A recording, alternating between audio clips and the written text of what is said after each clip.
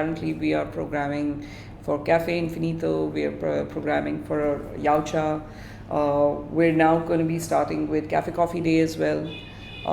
And the idea here is, every artist at the end of the day is not necessarily a performing artist, but at the same time, if you are somebody who's released content through us and we can create an avenue for you to perform, then we wanted to build that, networking in the venue space as well.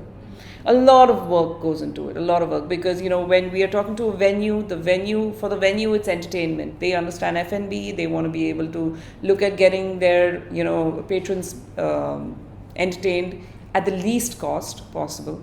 And for us it is about saying, okay, let us give our artists or artists who we can bring on board to get a captive audience. So the challenge is always to meet that, get a meeting point there, because the kind of monies these venues pay for artists is not really, it's not very good.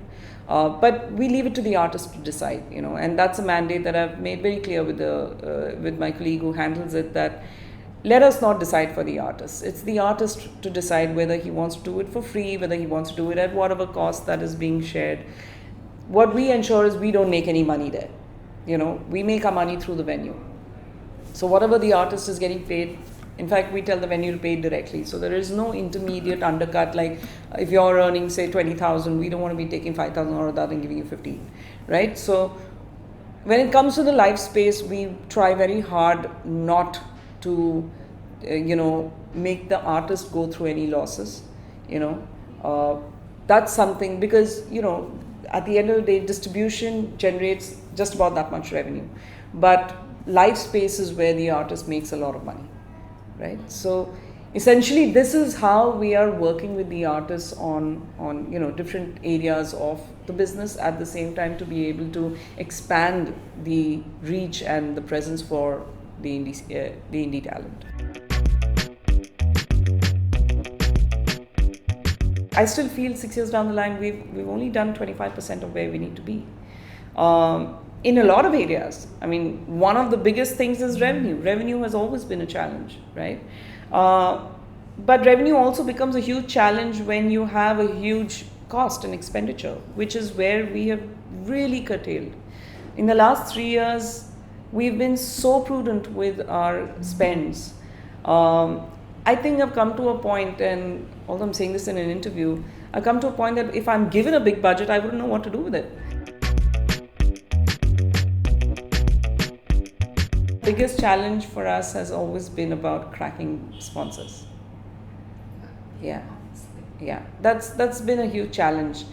And I don't want to be talking about how others are doing it, but I can tell you one thing, that we're a very clean company, I've always worked based on what I can sell as against to what I can give, right? So for me, it's very clear that if you are not able to buy into a concept that we are able to, add value to you, then don't buy into it, But if you can see value, then let the property and the concept on its own be enough for you to put your money on it, and nothing on the side. We commit to what we can deliver, not the other way around.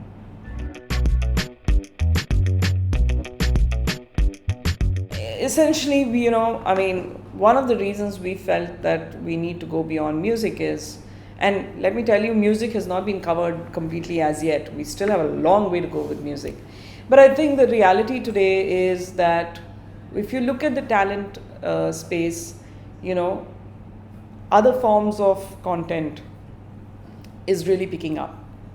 And you cannot really call yourself a platform for expression of independent style if you're going to only stick to one category, So we still continue to use music first for music content, but from a brand perspective, from a positioning perspective, we have gone into repositioning ourselves as talent first, and that means essentially that even earlier when we used to say we were about independent music, our positioning now is about talent and independent content. So we continue to be about non-film, non-Bollywood, but I can work with even a typical Bollywood artist if he's got independent content. We're looking at doing the awards again this year, of course. It's still in its conceptualization stage. We want to look at how can we add more nuances. We continue to want to keep it as India's only digital music awards, so that will not change. But there are still conversations happening. We've sent out pitches to brands. So come what may, whether a brand comes or not, we'll definitely do it. But we're trying to figure out, how much more can we enhance, and hence if there are certain costs, how do we offset those? But it will definitely happen in the format of, the consumer-driven jury sessions. We're looking at some different jury members this time. So we haven't really gone deep into it as yet, but I think by the end of this month we'll be closing, all the elements, because we want to start by the 1st of March and end by latest by the 10th of April.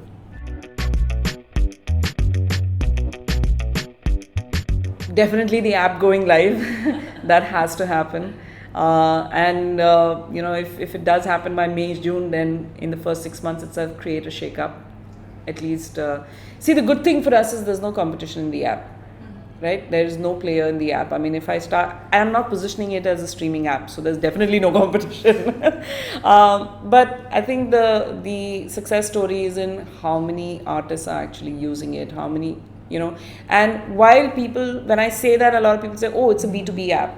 It's not, because our agenda is to create every customer or every consumer into a talent.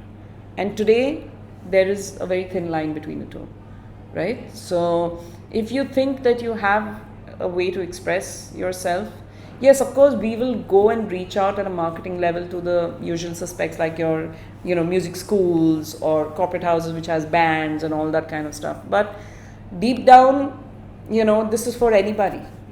Anybody who believes he has talent and can prove it has a way to use this.